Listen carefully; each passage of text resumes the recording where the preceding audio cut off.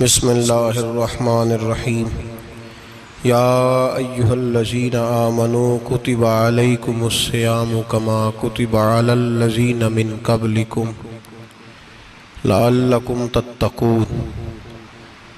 قال النبی صلی اللہ علیہ وسلم لکل شیء زکاۃ و زکاۃ الجسد الصوم، او کما قال صلی اللہ علیہ وسلم صدق اللہ العظیم و صدق رسولہ النبی الکریم۔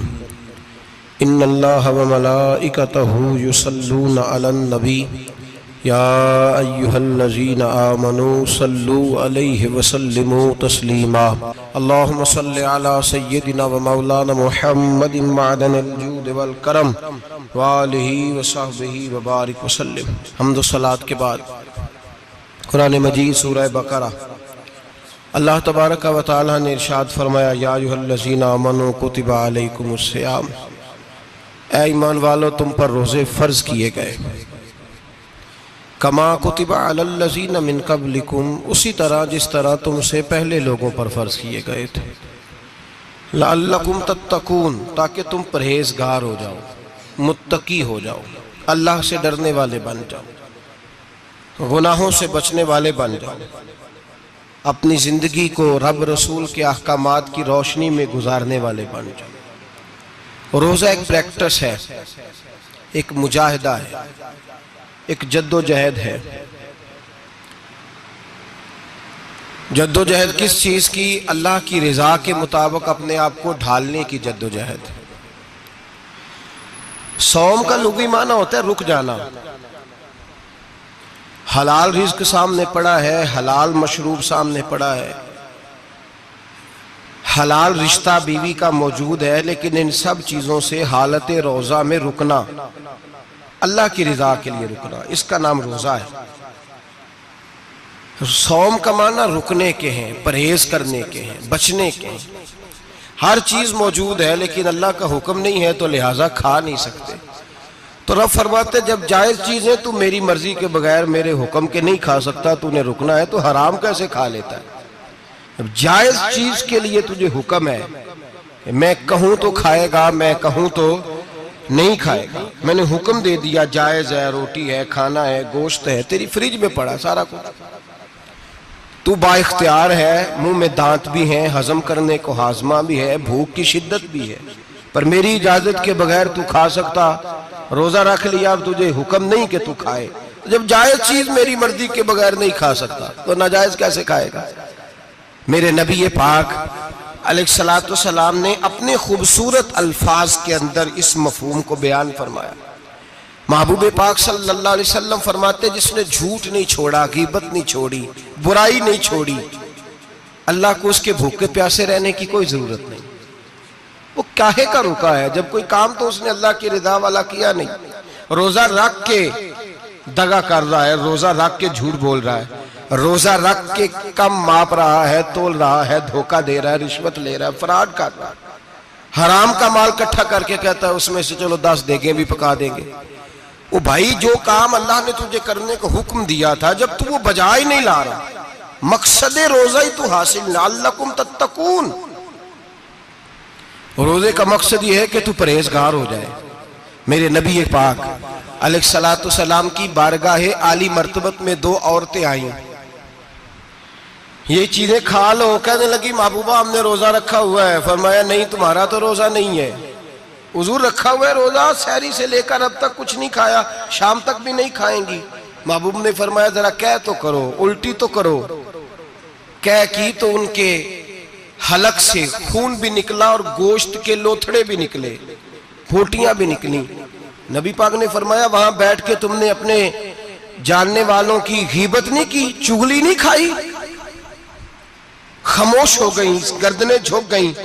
نبی پاک نے فرمایا تم نے قرآن نہیں پڑھا کہ جو اپنے بھائی کی غیبت کرتا ہے وہ مردہ بھائی کا گوشت کھاتا ہے؟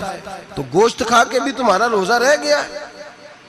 کس طرح کا روزہ ہے کہ صاحب روزہ رکھ کے نہ رکھنے والوں پہ تنقید کر رہے ہیں۔ تراویحیں پڑھ کے نکلے ہیں تو کہتے ہیں میں اکیلا ہی نیک ہوں، باقی تو محلے میں کوئی پڑھتا ہی نہیں۔ یہ کیسا تیرا روزہ ہے کہ تو روزہ رکھ کے تو اس کے مقصد کو نہیں سمجھا؟ لعلکم تتقون، روزہ دار تو وہ ہے کہ روزہ رکھا ہوا ہے، کھانے بھی سے رکا ہے، پینے سے بھی رکا ہے، عمل زوجیہ سے بھی رکا ہے، پھر وہ جھوٹ سے بھی رکے، غیبت سے بھی رکے، بدنگاہی سے بھی رکے، حرام خواری سے بھی رکے ساری چیزوں سے۔ یہ بتلائیے کہ روزے کی حالت میں اپنی بیوی کے پاس جانا منع ہے تو غیر محرم کو دیکھنا جائز ہے؟ ہمارے ٹی وی پہ میں نے پہلے بھی کہا تھا کہ ہم ٹھیکیدار اور ذمہ دار نہیں ہیں مذہب کے۔ یہاں ہمارے آنے سے پہلے بھی کوئی بیٹھا تھا، ہم مریں گے تو یہاں ہم سے بڑے بڑے نیک لوگ بیٹھیں گے، کوئی بندہ ذمہ دار نہیں ہے۔ بڑے بڑے کج کلا، صاحب جبہ و دستار، بڑے بڑے صاحب بصیرت، آئمہ، فقہاء، علماء، زعماء، نقباء، صوفیاء، اولیاء، غوث، کتب، ابدال، اوتاد، کتب الاقطاب، جانے کون کون آئے، علماء آئے، مفسرین آئے، محدثین آئے، گزر گئے۔ ہم تو خاک نشین لوگ ہیں، تھوڑا کام کرنے والے، تھوڑی صلاحیت رکھنے والے۔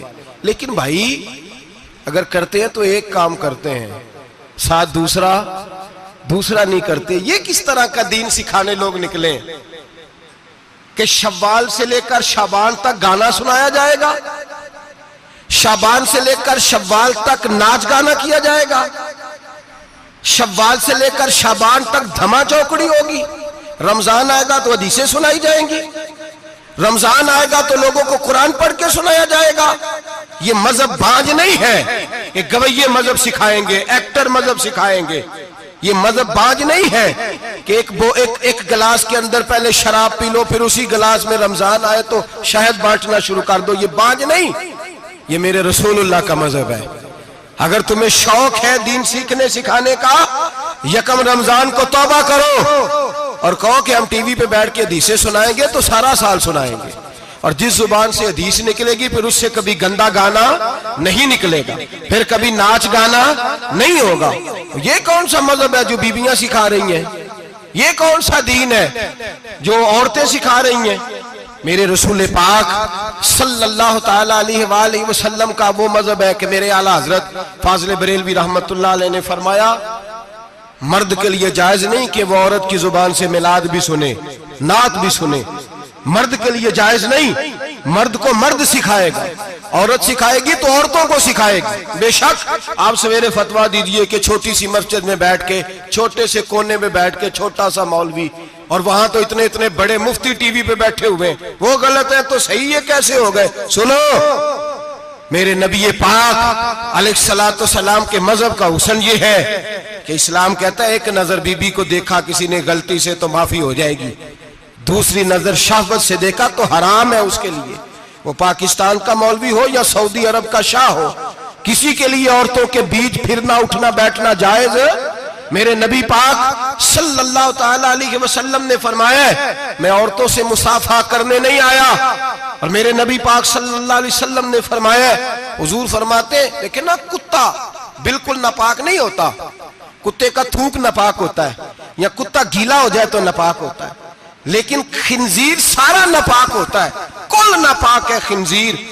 نبی پاک نے فرمایا خنزیر بھی ہو اور گند میں لتھڑا ہوا بھی ہو، پیشاب میں لتھڑا ہوا ہو، گوبر میں لتھڑا ہوا ہو، پخانے اور فضلے میں لتھڑا ہوا خنزیر ہو، اس کا جسم تیرے ساتھ ٹکرا جائے تو اتنا برا نہیں جتنا غیر محرم عورت کا وجود تیرے ساتھ ٹکرا جائے تو برا ہے۔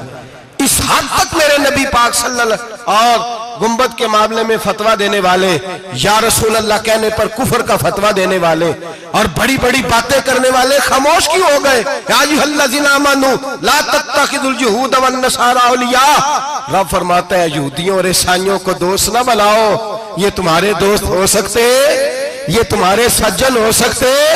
جب عرش کا مالک کہہ رہا ہے سجن نہیں ہو سکتے تو دوستی کی بات کیسے بڑھا رہا ہے؟ یا رسول اللہ ہمارے سجن کون ہو سکتے ہیں؟ فرمایا تمہارا دوست وہ ہو سکتا ہے جو محمد عربی کا غلامی کرنے والا ہو، جو رسول اللہ کی نوکری کرنا ہو دوست ہوگا۔ دوسرا دوست ہو سکتا؟ کوئی ایکٹر مذہب نہیں سکھائے گا، کوئی گویہ مذہب نہیں سکھائے گا۔ حضرت جناب سیدنا جنید بغدادی، بغداد کے پیر سے کسی نے پوچھا تھا آج سے 1100-1200 سال پہلے، وہ تو زمانہ ویسے نیکی اور پرہیزگاری کا تھا، کہا بابا جی مرد اور عورت نیک ہو، بغیر پردے کے، بغیر حجاب کے، بغیر دیوار کے بیٹھ کر ایک دوسرے کو دین سکھا سکتے ہیں؟ حضرت صاحب بتائیے، مرد اور عورت نیک ہو تو بغیر پردے اور حجاب کے ایک دوسرے کو دین سکھا سکتے ہیں؟ تو حضرت جنید بغدادی فرمانے لگے سکھانے والا حسن بصری ہو اور سیکھنے والی رابعہ بصری ہو تو پھر بھی بغیر پردے کے بیٹھنے کی اجازت نہیں۔ تو مفتی صاحب کو اجازت کس نے دی؟ مولانا صاحب کو اجازت کس نے دی؟ بڑا وہ نہیں ہوتا جو ٹی وی پہ زیادہ آتا ہے، بڑا وہ ہوتا ہے جو رسول اللہ کے دین پہ عمل زیادہ کرتا ہے۔ حضرت عبداللہ ابن مسعود رضی اللہ تعالیٰ عنہ فرماتے زیادہ باتیں کرنے والا عالم نہیں ہوتا۔ حضور پھر عالم کون ہوتا ہے؟ فرمایا پڑھو قرآن، انما یخشی اللہ من عبادہ العلماء۔ فرمایا بڑا عالم وہ ہوتا ہے جو اللہ سے زیادہ ڈرتا ہے، اس لیے کہ رب فرماتا ہے میرے بندوں میں سے جو عالم وہ ہیں جو اللہ سے زیادہ ڈرتے ہیں، خوف رکھتے ہیں۔ تو میرے بھائی رمضان المبارک میں بچنا ہے، پرہیز کا وقت ہے، تو کوئی شخص بھی کوئی شو نہ دیکھے، میری منت ہے آپ حضرات، کوئی شو نہ دیکھے۔ عورت کا تو پردہ ہے، تو ہمیں تو تماشے پہ لگا دیا گیا، عجیب قسم کے ایکٹر آ گئے اور وہ مذہب سکھا رہے ہیں۔ میری اپیل ہے آپ سے کہ سحری افطاری کے وقت ٹیلی ویژن بند رکھیں۔ کیا چیز کھول کے رکھیں؟ یا قرآن کھول کے رکھیں یا رسول اللہ کا فرمان کھول کے رکھیں، اللہ رسول کی طرف توجہ رکھیں، وہ سیکھنے سکھانے کا وقت ہے۔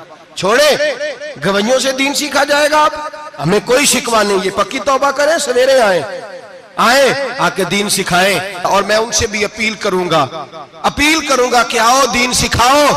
حضرت فضیل بن عیاض فرماتے ہیں میں ڈاکو تھا، کبھی کبھی چھپ چھپا کے جمعہ پڑھا کرتا تھا، پھر میں نے توبہ کی تو سچی توبہ کی، پھر میں نے توبہ کی تو رب کو راضی کرنے والی توبہ کی، پھر میں نے توبہ کی تو چھوڑی ہر شے، غریبوں کا لوٹا ہوا مال واپس کیا، جس کے پیسے نہ دے سکا اس کے گھر میں جا کے اس کی بھینسوں کو چارہ ڈالا، اس کے اونٹوں کی خدمت کی، میں نے قرضے چکائے۔ فرمایا میں سچی توبہ کر کے مسجد آیا، جس خطیب کے پیچھے میں جمعہ پڑھا کرتا تھا وہ میرے ہاتھ پہ بیعت کر کے مرید ہو گیا۔ اللہ تبارک و تعالیٰ نے اپنے بندوں کے دل میری طرف پھیر دیے، پھر تمہیں اس میں انعام دینے کی ضرورت نہیں پڑے گی، پھر تم کٹیا نشین بن کے بھی دین پھیلاؤ گے تو اللہ اس میں تاثیر پیدا فرما دے گا۔ تو روزے کا معنی رکنا ہے، روزے کا معنی بولیے، روزے کا معنی رکنا، کس سے؟ جھوٹ سے، غیبت سے، بدی سے، بدنگاہی، کھانے پینے۔ روزہ کس پہ فرض ہے؟ امیروں پہ کہ غریبوں پہ؟ جی کہنے نے میں تے کام ہی، میرا تو کام ہی محنت مزدوری والا، میں کیسے روزہ رکھوں؟ میں تو دیہڑی لگاتا ہوں تو روزہ کیسے رکھوں؟ میں نے نہیں کسی حدیث میں پڑھا کہ روزہ وہ رکھے جو دفتر میں بیٹھتا ہے۔ صحابہ کے زمانے میں تو دفتر ہوتے ہی نہیں تھے، کسی جگہ نہیں لکھا ہوا روزہ وہ رکھے گا جو اے سی میں بیٹھتا ہے، تب تو اے سی تھے ہی نہیں۔ حضرت ابو بکر صدیق رضی اللہ تعالیٰ عنہ سے لے کر جناب بلال تک سارے اپنے ہاتھ سے کام کرتے، سارے اپنے ہاتھ سے کام کرتے، سارے۔ حضرت عمر فاروق رضی اللہ تعالیٰ عنہ خلیفہ وقت ہونے کے باوجود مال غنیمت کے اونٹ چرنے جاتے تھے تو چراگاہ میں چھوڑنے میں جاتے تھے، لینے بھی آتے تھے واپس۔ سارے لوگ اپنے ہاتھوں سے مشقت والے کام کرتے، حضرت بلال مزدوری کرتے، سلمان فارسی مزدوری کرتے، مقداد مزدوری کرتے، صحابہ مزدوریاں کرتے، روزے رکھتے۔ اور رمضان کے جانے کا وقت ہوتا تو در رسول پہ کھڑے ہو کے عرض کرتے محبوبہ دل نہیں بھرا، دل کرتا ہے کبھی رب سارا سال ہی روزے عطا کرے، سارا سال رمضان دے تو ہم سارا سال روزے رکھنے کو تیار ہیں۔ جذبہ تھا، طاقت تھی، ہمت تھی۔ آج نوجوان لڑکا ہے کہتا ہے مجھ سے بھوک برداشت نہیں ہوتی۔ میرے بھائی رب بیماری لا دینا، اللہ سے دعا مانگے اللہ شفائے عطا فرمائے، اور دعا کرے اللہ آزمائش سے محفوظ فرمائے۔ آپ یقین کریں میں نے لوگوں کو دیکھا ہے حلق سے قطرہ نہیں اترتا، خوراک کی نالی لگی ہوئی ہے، اعلیٰ غذائیں پکی ہوئی پڑی ہیں، عرش کا مالک کہتا ہے میں تیرے حلق سے گزرنے نہیں دوں گا، قانون بن گیا۔ میں نے دیکھا ہے ڈرپ پہ لوگ زندہ ہے، بوتل لگی ہوئی ہے گلوکوز کی، گزارا چل رہا، اعلیٰ غذائیں پڑی ہیں، لاکھوں روپیہ تجوری میں پڑا ہے۔ مالک کہتا ہے تو نہیں کھا سکتا، تو وہ کھانے نہیں دیتا، نہیں کھانے دیتا۔ ایک شخص یورپ کے علاقے کا، میں کسی کالم نویس کا پڑھ رہا تھا، وہ کہتا ہے میری کھربوں میں جائیداد ہے لیکن میرے معدے میں ایسی تکلیف ہے کہ میں آٹے کو چھان کر جو اوپر سے بورا نکلتا ہے صرف وہ کھا سکتا ہوں، اس کے علاوہ میں کائنات کی کوئی نعمت کھا نہیں سکتا۔ اور میرے بھائی وہ جب چاہے تو بڑے بڑے کھانے کھانے سے تجھے روک دے، تیرے دانت چبانے کے قابل نہ رہے، زبان نگلنے کے قابل نہ رہے، معدہ تیرا ہضم کرنے کے قابل نہ رہے، وہ جب چاہے تو جو مرضی کر لے۔ وہ کہتا چل تو میری مرضی پہ چلنا، 1 مہینہ میرے کہنے پہ نہ کھا، 1 مہینہ میرے کہنے پہ نہ کھا، تو یا اللہ تو کیا کرے گا؟ فرمایا صوم تصحو، میرے نبی پاک نے فرمایا تم روزے رکھو، اللہ تمہیں صحت عطا فرما دے گا، اللہ تندرستیاں دے دے گا، شفائیں دے دے گا۔ تم روزے رکھو، اللہ تمہیں، سبحان اللہ، اللہ تمہیں، اللہ طاقت دیتا ہے، ہمت دیتا ہے، اللہ ہمت دیتا ہے۔ میں نے دیکھا ہے، میں نے بزرگوں کو دیکھا ہے، ضعیف لوگوں کو دیکھا ہے، کمزور لوگوں کو دیکھا ہے، میں نے دیکھا ہے روزے رکھتے ہوئے، مزدوروں کو دیکھا ہے روزے رکھتے ہوئے۔ میں اپنے ابا جی کو کہتا ابا جی اتنی سخت گرمی اور مزدوری آپ کرتے اور مزدوری کے عالم میں روزہ رکھتے، تو کہتے پتر روزہ کی آندا ہے، روزہ کدوں کو جاندا ہے، روزہ اپنی جگہ تے وے مزدوری اپنی جگہ ہوتے۔ اور کئی دفعہ مینوں فرمان لگے، مینوں یار سمجھ کوئی نہیں لگدی، پتہ نہیں روزیاں چ اللہ طاقت کتھوں دے چھڑدا ہے اتنی زیادہ، کام بھی زیادہ کریدا ہے تے روزہ بھی بھائی صوم تصحو، میرے مصطفیٰ نے فرمایا تو روزہ رکھ، اللہ تجھے صحت عطا فرما دے گا۔ رب تعالیٰ تجھے، یہاں ہوٹل کھلے ہوئے ہیں، یہاں عجیب حالات ہیں، ہوٹل کھلے ہوئے ہیں، لوگ بہانے ڈھونڈتے پھرتے ہیں، کہتے ہیں کٹ لگ گیا تھا ذرا، تھوڑا سا خون نکل آیا، سنی پلاس لگائی ہے تو روزہ نہیں رکھا، یہ ذرا مجھے تھوڑی دقت ہو گیا تو میں نے روزہ نہیں رکھا، کھانسی لگ گئی ہے تو روزہ نہیں رکھا۔ او خدا کے بندے، روزہ تو نعمت ہے، اور سبحان اللہ میرے نبی پاک نے فرمایا لِكُلِّ شَيْءٍ زَكَاةٌ وَزَكَاةُ الْجَسَدِ الصَّوْمُ، فرمایا ہر شے کی زکوٰۃ ہوتی ہے، وجود کی زکوٰۃ روزہ ہے، روزے رکھو جسم کی زکوٰۃ نکل جائے گی۔ فاقہ کرنا بھی میرے نبی پاک کی سنت ہے، مسواک کرنا بھی سنت ہے، اور فاقہ کرنا بھی، مسواک والی سنت زیادہ اپناتے ہیں لوگ، فاقہ کرنا بھی نبی پاک کی سنت ہے۔ ایک صاحب مجھے کہنے لگے جناب بیٹھ کے کھانا حضور کی سنت ہے، میں نے کہا کبھی کبھی نہ کھانا بھی نبی پاک کی سنت ہے، نہ کھانا بھی حضور کی سنت ہے۔ اور ہمارے فقہاء نے لکھا ہے جو روٹی زیادہ کھاتا ہے اس میں 2 باتیں پیدا ہو جاتی ہیں، کیا کیا؟ ایک بولتا زیادہ ہے، دوسرا سوتا زیادہ ہے، غافل ہو جاتا ہے۔ فقہ اور حکیم اطباء ڈاکٹر کہتے ہیں کہ پیٹ خالی رہے نا جس آدمی کا، اس کا حافظہ مضبوط ہوتا ہے، اس کے ذہن کی گرہ کھلتی ہے، زیادہ کھانے سے تو خماری چڑھتی ہے، دماغ ڈھونڈتے پھرنا روٹی کدھر سے آج اچھی ہے، گھر میں نہیں پکی تو ہوٹل چلے جانا، کھانے کے سوا اور کام ہی کوئی نہیں۔ اور صاحب میرے نبی پاک علیہ السلام نے فرمایا کافر 7 آنتوں سے کھاتا ہے، 7 آنتوں سے، اور فرمایا میرا مومن 1 آنت سے کھاتا ہے، اس کے وجود میں کھانے والی 1 آنت ہے، کافر 7 آنتوں سے کھاتا ہے۔ فاقہ کشی سے نورانیت پیدا ہوتا ہے، کم کھانا۔ دیکھیں نا نبی پاک صلی اللہ علیہ وسلم نے اللہ سے فاقہ مانگ کے لیا ہے، یا اللہ 1 وقت روٹی دے، 1 وقت کا فاقہ دے، مانگ کے لیا ہے نبی پاک نے، مانگ کے۔ حضرت ابو ہریرہ رضی اللہ تعالیٰ عنہ فرماتے ہیں بھوک زیادہ لگتی تھی نا جب مجھے، تو میں حضرت عمر سے، ابو بکر سے، عثمان مولا علی سے کوئی مسئلہ پوچھ لیتا تھا، اور جب میں مسئلہ پوچھتا تھا تو وہ مجھے روٹی کھلا دیتے تھے، جب میں ان سے مسئلہ پوچھتا تو وہ مجھے، حضرت ابو ہریرہ فرماتے ہیں مجھے بھوک لگی، میں حضرت عمر کے پاس گیا، ان سے مسئلہ پوچھا، ان کا رواج تھا جب میں مسئلہ پوچھتا تو پہلے روٹی کھلاتے۔ ہمارے بزرگ یہ فرماتے ہیں کہ کھانے کھلا کے دین پڑھاؤ، صرف تمہارا کتب خانہ نہیں کھلا ہونا چاہیے، تمہارا دسترخوان بھی کھلا ہونا چاہیے۔ کسی نے نبی پاک صلی اللہ علیہ وسلم سے پوچھا تھا بہترین مسلمان کون ہے؟ حضور نے فرمایا جو سلام لینے میں پہل کرے اور روٹی زیادہ کھلائے، جو روٹی ہر وقت فکر کرے آ یار تو روٹی کھا لے، روٹی کھانے کی طرف توجہ دلائے۔ کھلانا سنت ہے، زیادہ کھانا اس میں بھی فرق رکھے۔ تو نبی پاک صلی اللہ علیہ وسلم کے صحابی حضرت ابو ہریرہ رضی اللہ تعالیٰ عنہ فرماتے ہیں میں نے حضرت عمر سے مسئلہ پوچھا، میں نے کہا حضور مسئلہ بتائیں، تو کہتے پہلے ان کی عادت تھی جب میں مسئلہ پوچھتا تو روٹی بھی کھلاتے، آج انہوں نے مسئلہ ہی بتایا ہے، روٹی کوئی نہیں کھلائی۔ تو مجھے کہنے لگے ابو ہریرہ تو سوچتا ہوگا روٹی نہیں اس نے پوچھی، تو نے کب سے کھانا نہیں کھایا؟ میں نے کہا آج صبح سے۔ تو جناب عمر کہنے لگے میں نے کل صبح سے نہیں کھایا۔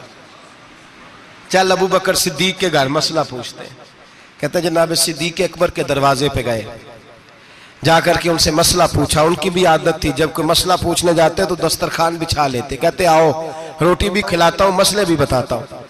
کہتے ہیں گئے تو انہوں نے بھی مسئلہ بتایا، روٹی کوئی نہ پوچھی۔ تو کہنے لگے عمر ابو ہریرہ تم لوگوں نے کل پرسوں سے نہیں نہ کھایا ہوگا، اور ابو بکر کو 4 دن گزر گئے ہیں، تھوڑا سا دودھ ملا ہے یا کھجور ملی ہے، روٹی کوئی نہیں ملی، چلو در رسول پہ چلتے، آؤ حضور کی بارگاہ میں۔ کہتے ہیں نبی پاک کی بارگاہ میں آئے، حضور نے چہرے دیکھے، کریم سے مسئلہ نہیں پوچھنا پڑا، میرے مصطفیٰ کریم نے فرمایا بھوک لگی ہوئی ہے تم تینوں کو؟ 3-4 دن ہو گئے؟ اللہ کے رسول نے فرمایا مجھے پورا ہفتہ ہو گیا ہے۔ سبب کچھ اور ہے جس کو تو خود سمجھتا ہے، زوال بندہ مومن کا بے زری سے نہیں، بھوک نقصان کا وجہ نہیں بنی، وجہ کوئی اور بنی ہے۔ رشوتیں جو بازار گرم ہوئے ہیں لوٹ مار کے، یہ روٹی کے لیے نہیں، یہ زیادہ کھانے کے لیے، یہ بینک بیلنس کے لیے گرم ہے۔ یہ لوٹ مار کا مقصد کوٹھیاں بنانا ہے، روٹی کا تو رب کریم کا وعدہ ہے۔ جو روز روتا ہے شام کو کہ میرا کاروبار کوئی نہیں، اصل میں کہتا ہے بنگلہ کوئی نہیں، اصل میں کہتا ہے کار کوئی نہیں، پجارو کوئی نہیں، روٹی تو اللہ عطا فرماتا ہے، اس کا وعدہ ہے۔ فرمایا حضور نے 3 دن بیت گئے، چلو۔ میرا بے تکلف صحابی ہے ابو الحسن انصاری، وہ بڑے نصیب والے ہوتے ہیں جن کو میرے نبی پاک خود کہتے تھے کہ تیری فلانی ذمہ داری ہے۔ اس زمانے کا تو کسی کو کہہ دیا جائے یہ تیری ذمہ داری ہے تو کہتا ہے یہ تو پھٹیکے ڈالنے لگ گیا ہے، یہاں سے تو چھٹی کر جانی چاہیے۔ خوش ہوتے تھے صحابہ کہ ہماری ذمہ داری لگی۔ کہتے ہیں حضرت ابو الحسن انصاری کے گھر گئے، نبی پاک نے فرمایا بھوک بڑی لگی ہے، کھانا لا۔ کہتے ہیں حضور نے اسے کہا تو اس آدمی کو تو وجد ہی ہو گیا، اس نے کہا میرے اتنے نصیب کہ حضور کا یہ کھانا کھلا۔ آؤ دیکھو دنیا والوں، آج جو سب سے زیادہ عزت والا ہے وہ میرا مہمان بنا ہوا ہے۔ فرماتے ہیں وہ دوڑے گئے، بکری اٹھائی، ذبح کی، بیوی کو کہنے لگے روٹی تیار کر، ادھر کھجوریں توڑی، انگور توڑے، کہنے لگے حضور آپ جب تک تناول کریں تب تک کھانا پک جاتا ہے۔ حضرت عمر کہتے ہیں روٹی پک کے آئی، بڑا پیارا گوشت، بڑا اچھا سالن، بڑا خوبصورت خلوص والا کھانا۔ فرماتے ہیں میں نے بڑا ہی کھایا۔ نبی پاک نے نہ ایک روٹی لی اور چھوٹی چپاتی، تھوڑا تھوڑا سالن کونوں سے، اور جب نبی پاک نے کھا لیا تو حضور کی آنکھوں میں آنسو آئے۔ حضرت عمر کہنے لگے حضور روئے کیوں؟ نبی پاک نے فرمایا سوچتا ہوں 7 دن کے فاقے کے بعد کھایا ہے، پر ڈرتا ہوں رب اس کا حساب پوچھے گا تو جواب کیسے دینا ہے، اس کا حساب بھی تو دینا ہے نا جو کھایا ہے۔ تو حضرت عمر فاروق کے ہاتھ میں کچھ چیز تھی، زور سے زمین پہ ماری، کہا محبوبہ 7 دن کے بعد بھی روٹی کھائے تو حساب دینا ہے۔ نبی پاک فرمانے لگے عمر وہ مالک ہے نا، تو جب دیتا ہے تو حساب نہیں لے سکتا، حساب تو دینا ہے، حساب تو دینا ہے، تیاری رکھو۔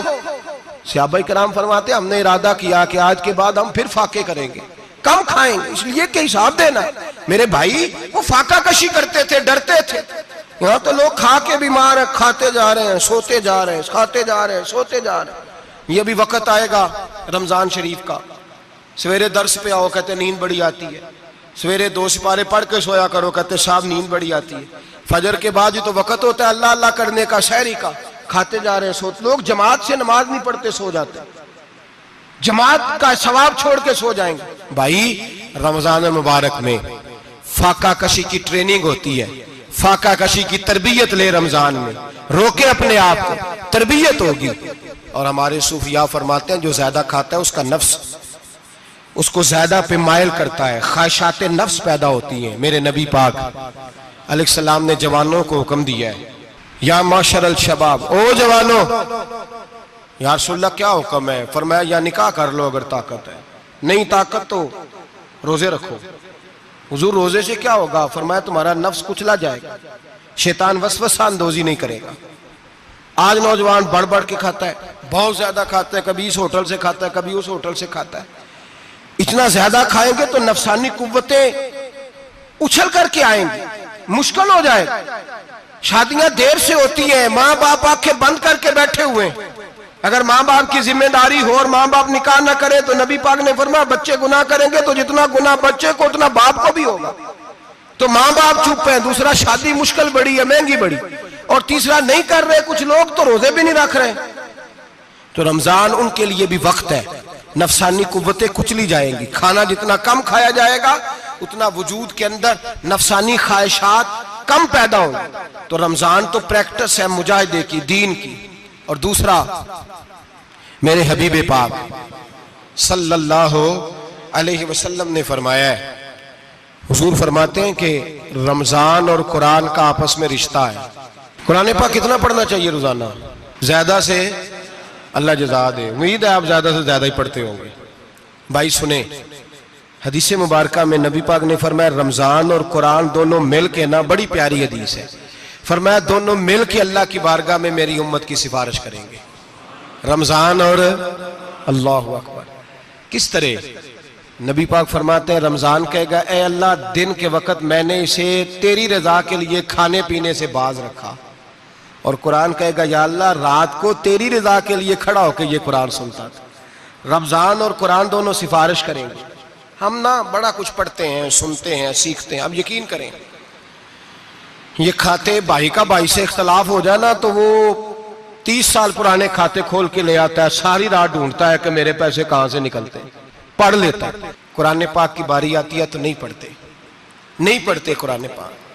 ابا جی کا ختم ہوتا ہے تو مانگتے پھرتے ہیں، کہتے ہیں 2 قرآن پاک 10 قرآن پاک. یہ باتیں بتانی نہیں چاہیے، کرنی نہیں چاہیے، لیکن چونکہ تربیت کے لیے بیٹھا ہوں تو کر دیتا ہوں. میرے شاگردوں سے پوچھیں، یہاں مدرسہ ہے الحمدللہ، درجنوں طلباء ہیں، اساتذہ ہیں، میرے پیر بھائی ہیں، اور میرا یہ دعویٰ ہے کہ شاید کوئی کسی سے اتنا پیار کرتا ہو جتنے میرے شاگرد اور مرید مجھ سے کرتے ہیں. لیکن میں نے کبھی کسی سے نہیں کہا کہ ذرا سورت فاتحہ پڑھ کے دینا، میں نے اپنے ابا جی کو ثواب دینا ہے. پوچھ لیں کسی سے نہیں کبھی کہا. کبھی نہیں میں نے کہا کہ ذرا مجھے تھوڑا سا قرآن پڑھ دیں. میں اس کو ناجائز نہیں کہتا، پڑھوانا چاہیے، لیکن میں اپنے والدین کے لیے کبھی سوال نہیں کرتا کہ مجھے ذرا پڑھ کے دو، میں نے بخشنا ہے. اس لیے کہ میں نے ذاتی طور پہ روٹین بنائی ہے. میں سمجھتا ہوں کہ کائنات کے اندر میرے اوپر جن لوگوں نے احسان کیے ان میں سب سے زیادہ حصہ میرے ماں باپ کا ہے. میں سمجھتا ہوں اس بات. کتنا نالائق ہوں میں کہ میں 1 مہینے میں ایک قرآن پاک بھی پڑھ کے ان کی روح کو احسال نہیں کر سکتا. میرا یہ طریقہ ہے ذاتی، میں قدغن نہیں لگاتا، میرا ذاتی طریقہ یہ. الحمد سے شروع کرو اور 2 سورتیں چھوڑ کے قرآن پاک ختم کر دو آخری، اور پھر فلق اور ناس صورتیں ساتھ لے جاؤ. یہاں بیٹھ کے سالے ثواب نہیں کرنا، ختم نہیں دلانا، ساتھ لے جاؤ، قبر پہ کھڑے ہو جاؤ اور فلق اور ناس صورتیں قبر پہ بیٹھ کے تلاوت کرو. اور جو قرآن مجید پڑھا ہے ان کی روح کو وہاں احسال کرو. او بھائی، اولاد جب ماں باپ کے لیے پڑھتی ہے تو اسے کہنا نہیں پڑتا اللہ بخش دے، اس لیے کہ اولاد کی نیکیاں خود بخود ماں باپ کے کھاتے میں جمع ہوتی ہیں، خود نیکیاں جمع ہوتی ہیں. میرے بھائی تو بچوں سے یہ تو مطالبہ کرتا ہے کہ بیٹا اس سال رمضان المبارک میں میرے لیے ستو ضرور بنانا، فلانی چٹنی ضرور تیار کرنا. یہ کیوں نہیں کہتا بیوی سے کہ ڈشیں کم بنانا، تو بھی بیٹھ کے قرآن پاک پڑھ، میں بھی قرآن پاک پڑھتا ہوں. ادھر آؤ بیٹا یہاں بیٹھ کے تلاوت کرو، میں بھی کرتا ہوں. بیٹی ادھر آؤ بیٹھ کے قرآن پاک پڑھو. کتنا وقت لگتا ہے؟ حافظ اور قاری اور علماء اگر پڑھیں تو 20-25 منٹ لگتے ہیں قرآن پاک کا سپارہ پڑھنے، اور اٹک اٹک کے پڑھنے والا بھی پڑھے تو 1 گھنٹہ لگ جائے گا. اور میرے نبی پاک صلی اللہ علیہ وسلم نے فرمایا جو قرآن پڑھتے ہوئے اٹکتا ہے اللہ اسے ڈبل ثواب عطا فرماتا ہے. فرمایا جو زبانی پڑھے سنگل ثواب، جو دیکھ کے پڑھے اسے ڈبل ثواب. حضور کیوں؟ فرمایا اس لیے کہ میرا قرآن دیکھنے پہ بھی اللہ ثواب عطا فرماتا ہے. قرآن دیکھنے پہ بھی اللہ ثواب دیتا ہے، دیکھنے کا بھی ثواب. رمضان شریف میں قرآن پاک پڑھے، کھول کے پڑھے. اور میرے بھائی اگر تیرا بچہ پڑھے، اگر تیری بیٹی پڑھے، کائنات کا خوش نصیب باپ وہ ہے کہ بیٹا قرآن پڑھے، چاہے ناظرہ ہی پڑھے. جس کی بیٹی پڑھے، زندگی میں انہیں اس کام پہ لگا جاؤ، مرنے کے بعد بھی پڑھیں گے. امام جلال الدین سیوطی شافعی رحمت اللہ علیہ فرماتے حضرت عیسیٰ قبر کے پاس سے گزرے، قبر پہ عذاب ہو رہا تھا، اللہ کا غضب برس رہا تھا. جناب عیسیٰ استغفار پڑھتے ڈرتے گزر گئے. تھوڑی دیر کے بعد، چند گھنٹوں کے بعد گزرے تو اسی قبر پہ پھول کھلے ہوئے تھے، رحمت برس رہی تھی. حضرت عیسیٰ علیہ السلام عرض کرنے لگے مولا تو بے نیاز ہے، میری طاقت نہیں تیرے کاموں میں بولنے کی، پر ابھی تو یہاں عذاب ہو رہا تھا، ابھی رحمت برس رہی ہے. جناب عیسیٰ کہتے ہیں آواز خدا بندی آئی، عیسیٰ بندہ بڑا گناہگار تھا، پاپی تھا، مجرم تھا، خطا کار تھا، لیکن جب اس کا انتقال ہوا، اس کی بیوی حاملہ تھی، اس کے پیٹ میں بچہ تھا، بچہ اس کے انتقال کے بعد پیدا ہوا. آج وہ 4-4.5 سال کا ہوا ہے، مکتب میں گیا ہے، مدرسہ میں گیا ہے، استاد نے بسم اللہ شریف پڑھائی ہے. فرمایا اس نے توتلی زبان سے کہا ہے بسم اللہ الرحمن الرحیم. کہا عیسیٰ مجھے بتلا اس زمین پر وہ معصوم جسے ابھی رحمان اور رحیم کہنا نہیں آتا، وہ توتلی زبان سے مجھے رحمان اور رحیم کہے اور میں اسی زمین پہ اس کے باپ کو عذاب دوں؟ فرمایا اس نے ایک بار رحمان اور رحیم کہا ہے، میں نے اس کی باپ کی قبر کو نور سے معمور فرما دیا ہے، نور سے بھر دی ہے قبر، برکت سے بھر دی ہے۔ اللہ کرے میرے بیٹے بھی قرآن پڑھے، اللہ کرے میری بیٹیاں بھی قرآن پڑھے، اللہ کرے ہم سب کی اولادیں قرآن پاک پڑھے۔ لیکن نا امام اعظم ابو حنیفہ رمضان میں 61 قرآن پاک پڑھتے تھے۔ کتنے؟ 60 ٹیک اللہ اکبر۔ ایک قرآن پاک دن میں پڑھتے پورا، ایک رات کو پڑھتے، ایک تراویح میں پڑھتے۔ 61 قرآن پاک امام صاحب پڑھتے۔ آپ فرماتے میں نے چھوڑ دیے سارے وظیفے، میں صرف رسول اللہ کا قرآن پڑھتا ہوں۔ رمضان سارا قرآن پاک، سارا رمضان۔ اب تو عادت ہی نہیں رہی ہمیں قرآن پاک کی۔ اگر لوگ ناراض نہ ہوں تو محفل نعت ہوتی ہے تو تلاوتیں کتنی ہوتی ہیں، اور نعتیں ہم نے ذوق ہی نہیں بنایا، ذوق ہی نہیں بنایا ہم نے تلاوت قرآن کا، اس لیے کہ قراء علماء فقراء ان کو ہم تیار ہی نہیں کر رہے، ہم تو ایکٹر پال رہے ہیں جو پیسے لیتے ہیں نعت خوانی کے، معاذ اللہ۔ او میرے بھائی، کیا قرآن میرے نبی کی نعت نہیں؟ حضرت عائشہ صدیقہ رضی اللہ تعالیٰ عنہ کے پاس صحابہ گئے، کہنے لگے اماں جی ہمیں نبی پاک کا اخلاق بتلائیں، تو اماں جی کہنے لگی جاؤ جا کے قرآن پاک پڑھو، کالا خلقہ القرآن، سارا قرآن میرے نبی کے اخلاق کا انعام ہے، یہ ساری نعت ہے، یہ ساری نعت ہے۔ اس نعت کو سننے لوگ کیوں نہیں آتے؟ اتنا راش میں اپنے نعت میں اتنا تراویح پہ کیوں نہیں ہوتا؟ اور ملت کا جوان یاد رکھے، بوڑھے تراویحاں پڑھتے ہیں، ضعیف تراویحاں پڑھتے ہیں، گھٹنوں میں درد ہے تراویحاں پڑھتے ہیں، بیمار بوڑھے تراویحاں پڑھتے ہیں، جوان وہاں چوک میں کھڑے۔ کیا جوانی اس لیے ہے چوکوں میں کھڑا ہوا جائے؟ کیا جوانی اس لیے ہے کہ سعودی عرب جانے کے لیے پاسپورٹ بنانا ہو تو 2.5 گھنٹے کھڑا رہے تو؟ شناختی کارڈ کے دفتر تو کھڑا رہے، پروٹیکٹر کے لیے کھڑا رہے، کافروں کے سامنے کاسا لیسی کرنے کے لیے تو کھڑا رہے، تو نوکری پہ جائے تو ساری رات کھڑا رہے، اور تو قرآن کے لیے کھڑا نہیں ہوتا؟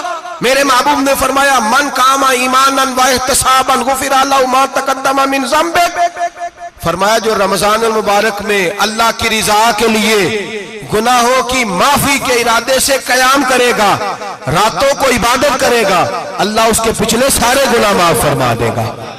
نوجوان ارادہ کریں، پروگرام بنائیں کہ انشاءاللہ قرآن پڑھنا بھی ہے، قرآن پڑھوانا بھی ہے، سننا بھی ہے، اور انشاءاللہ بولیے سننا بھی ہے اور پڑھنا بھی ہے اور پڑھانا بھی۔ ہمت کریں، دلیری کریں، آکے کھڑے تو ہو، اللہ توفیق عطا کرے گا۔ پہلی بات یہ کہ روزہ رکھیں، دوسری بات یہ کہ قرآن پاک کی تلاوت کریں، اور روزہ رکھیں تو روزے کے سارے حسن سمیت اسے رکھیں۔ نبی پاک نے فرمایا رمضان غمخواری کا مہینہ ہے، غمخواری کریں۔ ہمارے زمانے میں 2 قسم کی تکلیفیں ہیں، ایک تو غریب آدمی، اس کا حال یہ ہے کہ وہ مانگتے ہی گزارا کرنا چاہتا ہے، اس نے ہاتھ یوں کر لیا ہے تو اب اس کا یوں ہونے کو تیار نہیں۔ ضرورت اگر کسی آدمی کو کسی دروازے پہ لے جاتی ہے تو برا نہیں، لیکن سوال کا اپنے اوپر دروازہ کھول لینا یہ ٹھیک نہیں۔ فاقہ کشی پیدا کریں، حوصلہ پیدا کریں، تھوڑے پہ گزارا کرنا سیکھیں۔ غریبوں کو بھی اجازت نہیں کہ وہ نکل کھڑے ہوں میدان میں مانگنے کے لیے، ٹولیاں نکلتی ہیں رمضان میں، جتھے نکلتے ہیں خیرات کٹھی کرنے والے، بچیں۔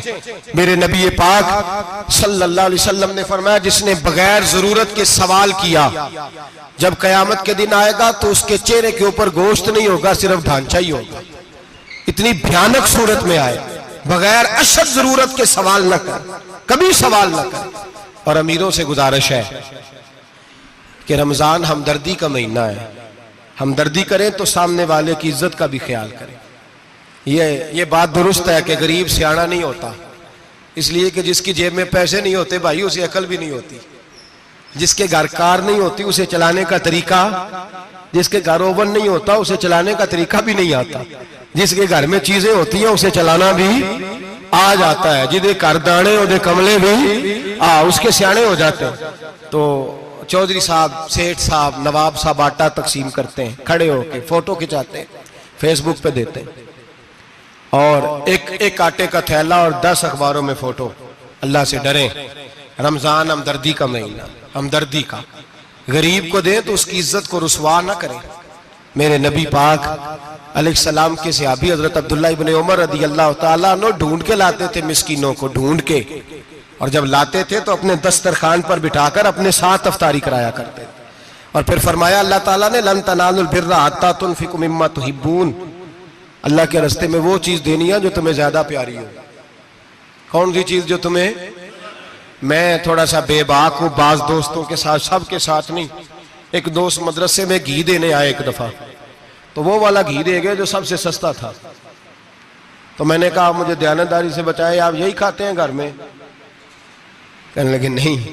تو میں نے کہا پھر ہم نے بچے مارنے کے لیے تو نہیں نہ رکھے ہوئے، کیا وہ والا گھی اللہ کے راستے میں پیاری چیز دے رہی ہے نا، اس لیے گلے گلے نوٹ لوگ مسجد کے گلے میں ڈال جاتے ہیں، پھٹے ہوئے ڈال جاتے ہیں، کہتے ہیں جوڑ لیں گے مولوی صاحب. اور خدا کے بندے پیاری چیز دینی تھی تو نے، اور تو نے اس کا ترجمہ الٹ کر لیا ہے. سمجھ لیں رمضان المبارک میں کسی غریب کی مدد کرنی ہے تو ساتھ اس کی عزت بھی کرنی ہے. نبی پاک علیہ السلام کے دروازے پر جب سے، یہ جملہ ایک ہے لیکن بڑا قیمتی ہے. صحابہ کہتے ہیں جب ہم دروازہ رسول پہ جاتے تھے خیرات بھی ملتی تھی اور عزت بھی ملتی تھی. خود بھیک دے خود ہی کہیں منگتے کا بھلا ہو، خیرات بھی ملتی تھی اور عزت بھی ملتی تھی. نبی پاک ساتھ عزت بھی دیتے تھے، مسکین کو غریب کو دیں اور خیر خائی کریں. جوتے بیچنے والے جوتوں کے ریٹ سستے کریں، کپڑا بیچنے والے کپڑے کا ریٹ، درزی صاحب بھی ریٹ سستا کریں، دکاندار بھی چیزوں کا ریٹ، حکیم صاحب پیسے کم لیں، ڈاکٹر پیسے کم کریں، حکومت نرخوں میں کمی کرے، اور یہ کام اجتماعی طور پہ کریں. میرے نبی پاک نے فرمایا رمضان غمخواری کا مہینہ ہے، اس میں غمخواری کرنی ہے، دوسرے کا خیال کریں، احسار کریں، قربانی کریں. یہاں ہر چیز کا ریٹ بڑھ جاتا ہے رمضان شریف میں. ہر آدمی کہتا ہے میرا سیزن آ گیا ہے، توجہ بڑھائیں، خیال کریں، غمخواری کا مہینہ ہے. اور پھر آپ لوگوں سے یہ بھی گزارش ہے کہ رمضان المبارک کا جب مہینہ آئے تو جس آدمی کے ساتھ نیکی کرنی ہے وقت پہ کریں. کسی غریب کو پیسے دینے ہیں، کپڑے دینے ہیں تو یکم رمضان کو دیں. میں اکثر دوستوں سے پوچھتا ہوں، میں کہتا ہوں قاری صاحب نو جوڑا کدو دیندے ہو؟ کہندے 27 والے دن. میں کہ مینوں لگ گئی سمجھ، تہاڈی سازش ہے کہ جڑے سواں کے پاں نہ لوے. ایویں مولوی چودھری صاحب دے نال دے کپڑے پا لے تے کتے لکھیا ہے اینوں دینا ہے 27. تسی دسو 27 والے دن کو درزی سی کے دیندا ہے، اونوں 3 گنا بھی پیسے دئیے تے کہندا جڑے باقی نے انہاں دے نہیں بٹن پہ لگ دے میرے کولوں، کتھوں جوڑا سی کے. تو کس دن دیتے ہو قاری صاحب کو؟ کیا مقصد ہے؟ پہننے کے لیے دے رہے ہو یا اس لیے دے رہے ہو کہ نہ پہن سکے؟ تو بھائی آپ جب کسی کو کوئی چیز دیں گے تو کب دیں گے؟ جب وہ استعمال کر سکے. غریب کو لوگ فطرانہ دینے جاتے ہیں عید سے ایک دن پہلے، تو کیا کرے گا اس کا؟ وہ نہ تو کپڑے خرید سکا نہ روٹی لا سکا. بلکہ میرے حضرت صاحب فرماتے ہیں رمضان سے پہلے دے دو، رمضان کی نیت کر کے رمضان سے 1-2 دن پہلے دے دو، اللہ رمضان جتنا ثواب ہی عطا فرمائے گا. رمضان سے پہلے دو جس کو کچھ ہے دن، قبل از وقت تیاری کرو. اور میرے قبلہ حضرت صاحب فرمایا کرتے اپنے کپڑے بعد میں، غریب کے بچوں کے کپڑے پہلے، اپنے گھر کی ضروریات بعد میں، غریبوں کی ضروریات. اس لیے کہ اللہ پاک نے ان کا رزق بھی ہمارے گھر بھیج دیا ہے. ہماری ڈیوٹی لگائی ہے کہ تم نے بانٹنا، بانٹنے والے بنو. اور یہ ذہن بنائے کہ پتہ نہیں کس کا حصہ تھا جو اللہ نے میرے گھر بھیجا. یہ ذہن بنا کے بانٹ. اور جس کو دینے جائیں، ہاں آپ کو اجازت ہے تھوڑا بہت پتہ کرنے کی، لیکن تھوڑا بہت تفتیش کرنے کی اجازت، بال کی کھال اتارنے کی اجازت. میں نے دیکھا ہے لوگ غریبوں کا انٹرویو لیتے ہیں، تیرا تو فلانا کمانے والا نہیں، تیرا تو فلاں بچہ. او بھائی بہت سارے غریب ایسے ہیں، بڑے ہیں جو کمانے کی کوشش کرتے ہیں لیکن ان کا سبب نہیں بنتا. ہاں ہے ایسے لوگ جو سعودی عرب چلے گئے ہیں، کہتے ہیں تیرا تو فلاں باہر نہیں گیا ہے، لیکن سارے سعودی عرب جانے والے بھی مال کمانے کی طاقت نہیں رکھتے. کئی وہاں بھی بیٹھ کے بیچارے قرضوں میں الجھے ہوئے ہیں، وہاں والوں کے ظلم کا شکار ہیں، بہت ساری آزمائشوں میں. تو تفتیش کرتا ہے. میرے امام شافعی کا ایک جملہ اگر آپ کو یاد رہ گیا تو بات بن جائے گی. امام شافعی رحمت اللہ، بلکہ حضرت غوث اعظم جیلانی کے پاس وہ بات آپ کو زیادہ فائدہ دے گی. حضرت غوث اعظم جیلانی کو ان کا ایک مرید سمجھانے لگ گیا، کہنے لگا حضرت جی آپ سب کو دیتے رہتے ہیں، ہر بندہ مستحق نہیں ہوتا، ذرا ٹٹول کے دیا کریں. تو غوث اعظم جیلانی فرمانے لگے بھائی مجھے تو لگتا ہے تو بھی ان چیزوں کا مستحق نہیں تھا جو اللہ نے تجھے عطا کر دی ہے. پہلے تو بتا تو مستحق تھا، تجھے اپنی حیثیت اوقات کا پتہ ہے جو اللہ نے تجھے دے دی ہے؟ طاقت تھی، क्वालिटी थी, तेरे अंदर वो सलाहियत थी, रब ने तो नहीं तेरी तफ्तीश की कि तू काबिल है कि नहीं, तू अल्लाह के बंदों की तफ्तीश करता पड़ता है। इमाम शाफी फरमाया करते, इमाम शाफी फरमाते, रब तुझे परख के नहीं देता, टटोल के नहीं देता, रुसवा करके नहीं देता, तू गरीबों के साथ ये सारा जुल्म क्यों करता है? बस पता चल गया वो जरूरतमंद है तो दे, इसलिए कि अजर तुझे गरीब ने नहीं देना, अजर अल्लाह ने देना है। और अल्लाह अजर अमल पे नहीं देता, अल्लाह तो नियत पे अजर अता फरमाता है। तो नियत देख तेरी किस तरह की। तो मेरे भाई, गरीब को दे, कबल अज वक़्त दे। रमजान मुबारक में चौथा काम, बात आखिरी और चौथा काम सुने, रमजान में दीन सीखें। शैतान कैद होता है ज्यादा से ज्यादा, और जब आदमियों का पेट खाली होता है ना, तो ज़हन जो होता है ना, वो भी उसका फ्रेश होता है। उसमें कोशिश करें दीन सीखने की। मेरे नबी करीम सल्लल्लाहु अलैहि वसल्लम ने इस दीन को इल्म का दीन करार दिया है, शऊर का दीन करार दिया है, फहम का दीन करार दिया। नबी पाक सल्लल्लाहु अलैहि वसल्लम ने फरमाया, एक इबादत करने वाला इशा के बाद खड़ा हो और फजर तक नमाज पढ़ता रहे। एक आलिम दीन इशा पढ़ के सो जाए, उठ के फजर पढ़ ले, तो वो 70 इबादत करने वालों का दर्जा ज्यादा नहीं, आलिम का दर्जा फिर भी ज्यादा है। उस आलिम दीन का दर्जा ज्यादा है, इसलिए कि वो लोगों को आगाही देता है, शऊर बख्शता है। ये दीन जो है ये, और नबी पाक सल्लल्लाहु अलैहि वसल्लम ने फरमाया, इबादत करने वाले पर आलिम का दर्जा उतना ही ज्यादा है जितना मेरा दर्जा अपने गुलामों पर ज्यादा है। आलिम को हुजूर ने इतना बड़ा मकाम दिया। दीन सीखें, शऊर हासिल करें, ये फकाहत का दीन है, शऊर हासिल करने का दीन है। और नबी पाक सल्लल्लाहु अलैहि वसल्लम ने फरमाया, दीन की एक बात सीख लेना 1000 नफल पढ़ने से ज्यादा दर्जा रखती है। दीन की एक बात सीख लेना 1000 जनाजे में शिरकत से ज्यादा दर्जा रखती।